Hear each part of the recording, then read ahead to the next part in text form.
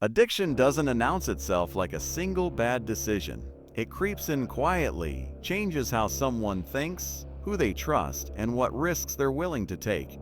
And once it takes hold, it doesn't just damage the person using, it pulls families under with them.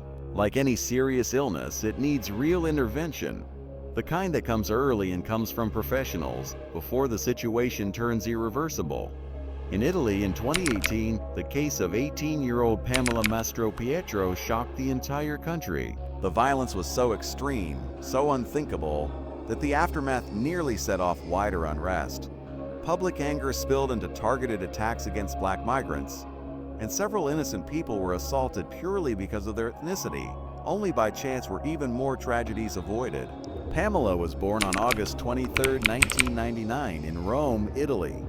She was the only child of Alessandra Veer and Stefano Mastropietro. Her parents raised her in a comfortable, educated home. They ran a successful business and did everything they could to give their daughter the best life possible. But as Pamela grew, certain behaviors started showing up early. She was extremely shy. She withdrew into herself. She avoided social situations whenever she could. Her parents hoped it was a phase, something school would naturally correct once she was around other kids her age. But as the years passed, the opposite happened. The struggles became clearer. Throughout her school years, Pamela had a hard time forming friendships. Teachers saw her as bright and capable, but they also saw how little confidence she carried. She dealt with strong anxiety, sleep problems, and multiple fears. Eventually, her parents sought specialist help. Pamela was diagnosed with borderline personality disorder. She trusted the wrong people. She didn't read danger well, and she seemed to lack basic self-preservation in situations where most people would instinctively protect themselves. As she got older, those vulnerabilities didn't fade. They sharpened. When Pamela was 11, her family went through a major crisis. Alessandra and Stefano came close to divorce, and the upheaval hit Pamela hard. She was diagnosed with depression. Even after her parents reconciled and saved the marriage, Pamela didn't recover emotionally. 2 years later, another diagnosis followed: bipolar disorder. Still, she kept attending regular school and tried to keep up academically, even as social life stayed difficult. Pamela relied heavily on prescribed medication, with Alessandra supervising it closely. Like many parents in that position, Alessandra held on to a quiet hope that her daughter would eventually grow out of these struggles. But Pamela's grades began to slip. Her behavior became more unpredictable. And as her teen years unfolded, another change happened too. Pamela grew into a striking young woman with model-like features. Young men began paying attention to her, but Pamela didn't know how to handle it.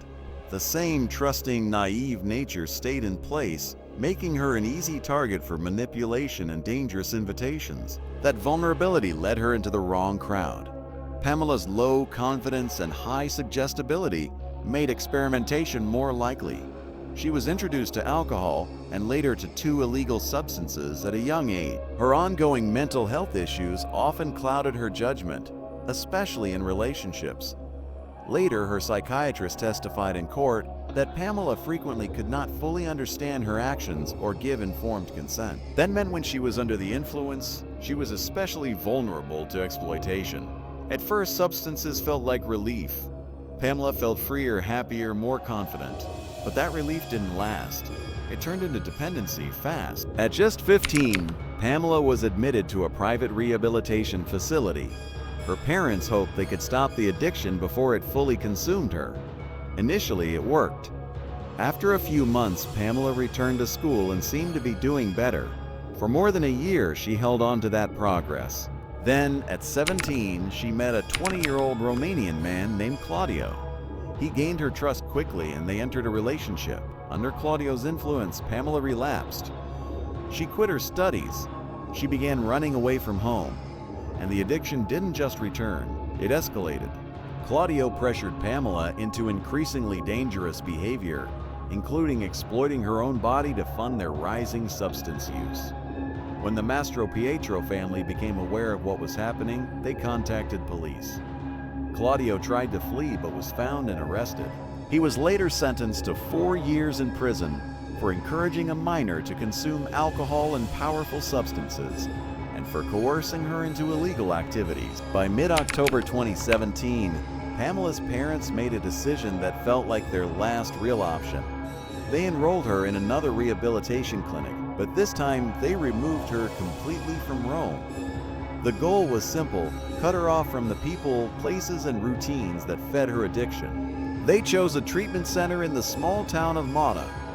The program was extremely expensive, but Alessandra and Stefano were willing to pay any price if it meant saving their daughter. The plan was designed to last 3 months, with individual and group therapy, psychologists, and addiction specialists. The expectation was that Pamela would complete the program and return to a stable, substance-free life. Her parents believed the high cost meant constant supervision. They believed it meant safety, but the clinic did not deliver what they were paying for. Security and staff failed. Patients could leave without real restrictions. Curfews could be broken. Prohibited substances could be obtained. At first, Pamela seemed to improve. She stayed at the clinic for about 2 months. She said she felt better, and the support of other patients gave her hope. But that same environment, combined with weak oversight, became dangerous for her. Instead of being protected, she was surrounded by opportunity.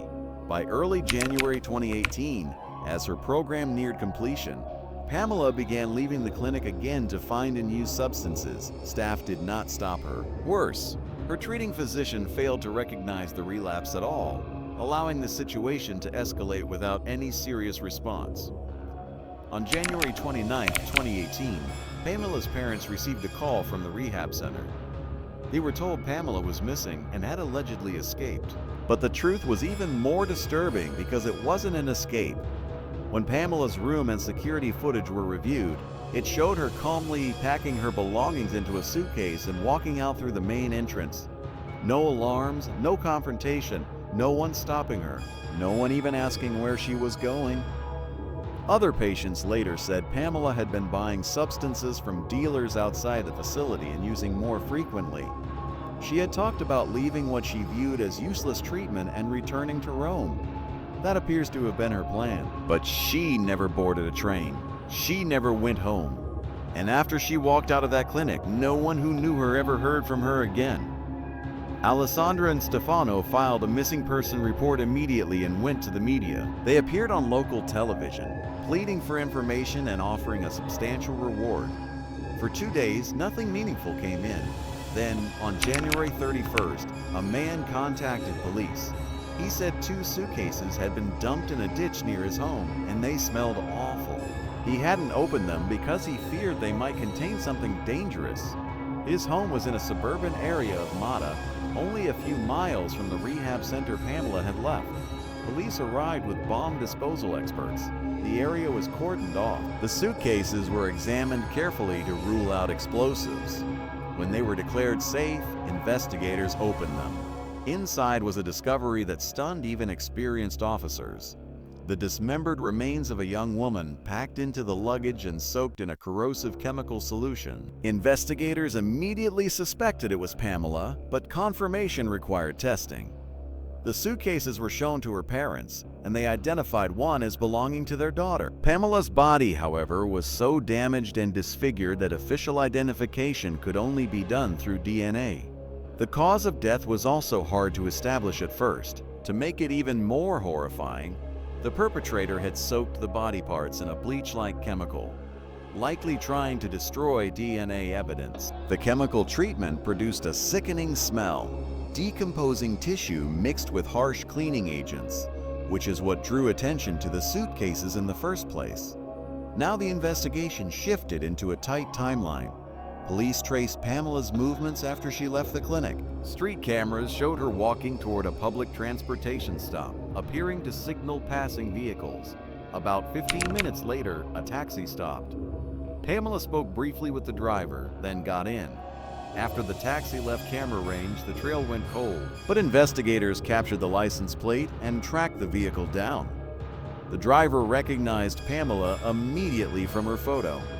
He told police a young woman carrying a suitcase approached him at the bus stop, asking for a ride to the train station. She planned to go to Rome, but she had missed the train and intended to spend the night at the station waiting for the next one. Then the driver admitted something else.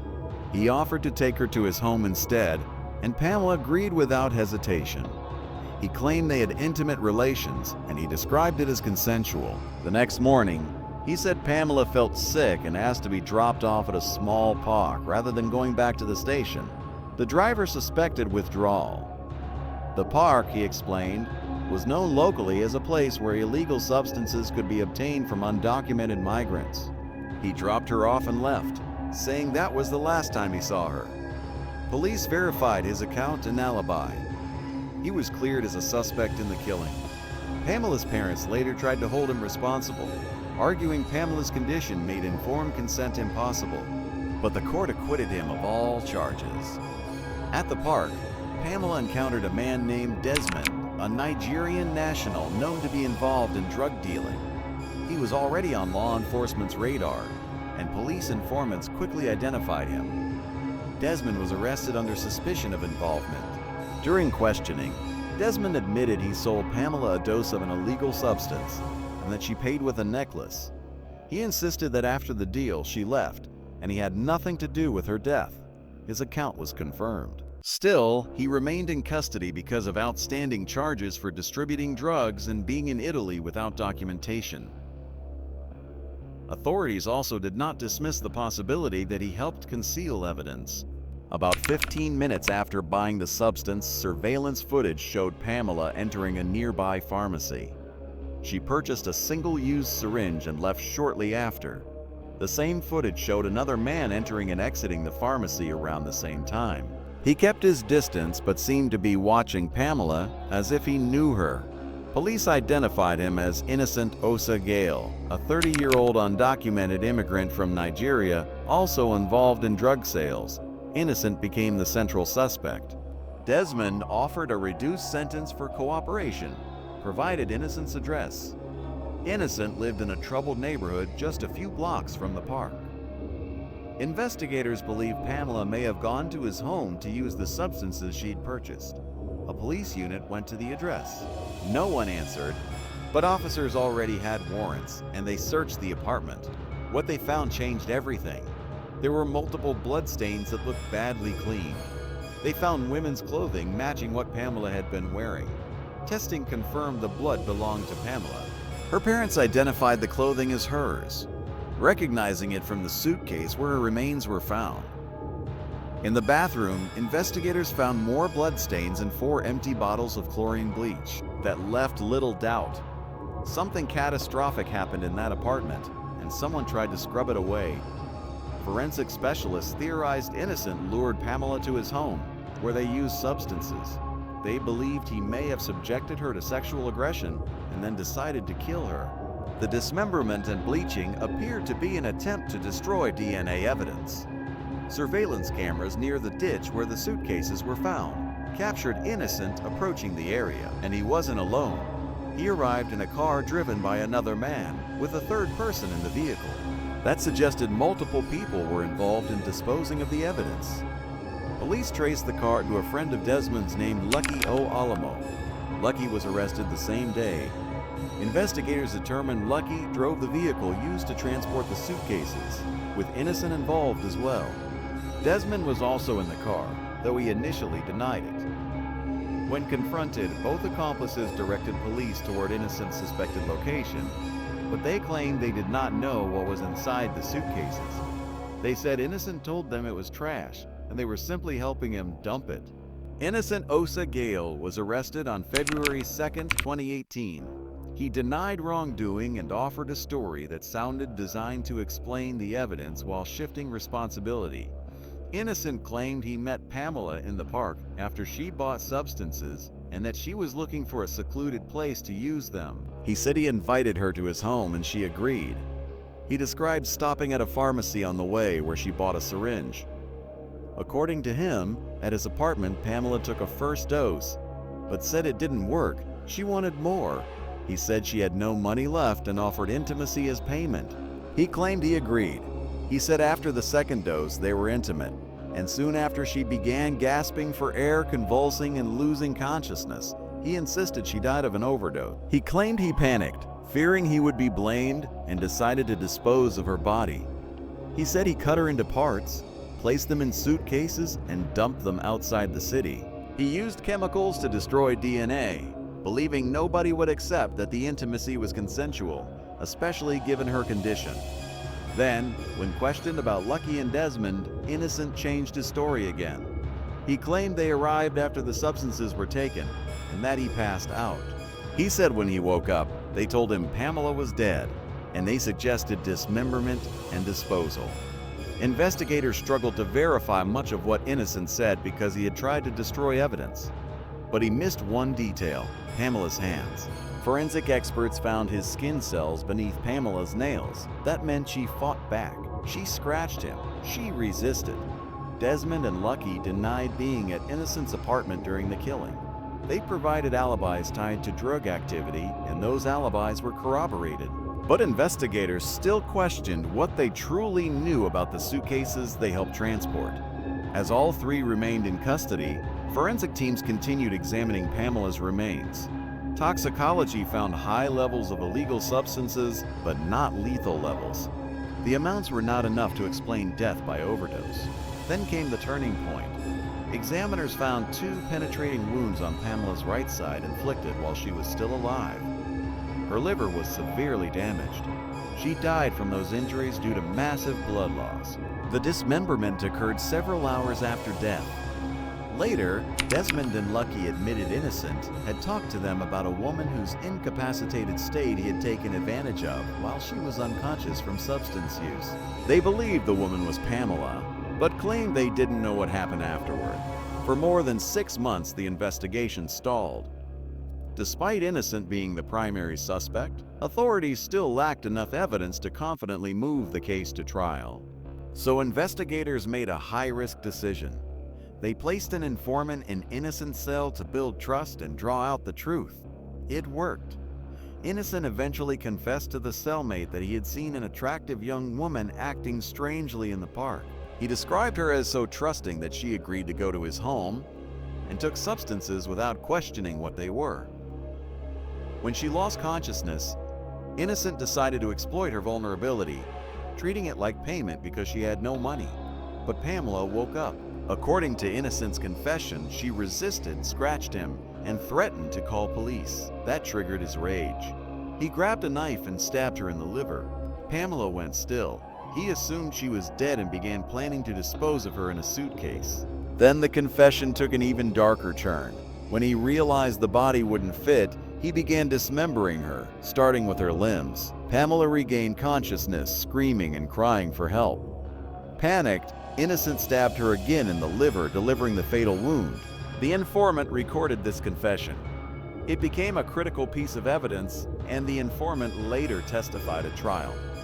Lucky Oalamo also provided information. He said Innocent called him during what was likely the attack, asking for help getting rid of trash. Lucky admitted he heard faint cries in the background, but assumed it was noise from the television. The trial of Innocent Oseghale, Desmond, and Lucky Oalamo began in spring 2019. By then, prosecutors had built a strong case. Toxicology confirmed Pamela did not die from overdose. She died from 2 deep stab wounds to the liver and fatal blood loss. Evidence also showed dismemberment began while she was still alive. In May 2019, Innocent Oseghale was convicted of committing non-consensual intimate acts against Pamela while she was vulnerable due to mental health struggles and substance use. He was also convicted of violent assault, desecration of her body, and attempting to destroy evidence. He was sentenced to life in prison without parole. All appeals were denied. The case reignited fierce debate across Italy about immigration, criminal justice, and protections for vulnerable people. Innocent's actions, combined with his undocumented status, intensified public discussion about how systemic failures can allow predators to exploit the exposed and the unprotected. There was no direct evidence linking Desmond or Lucky to the stabbing itself, so they were not treated as active accomplices in the killing.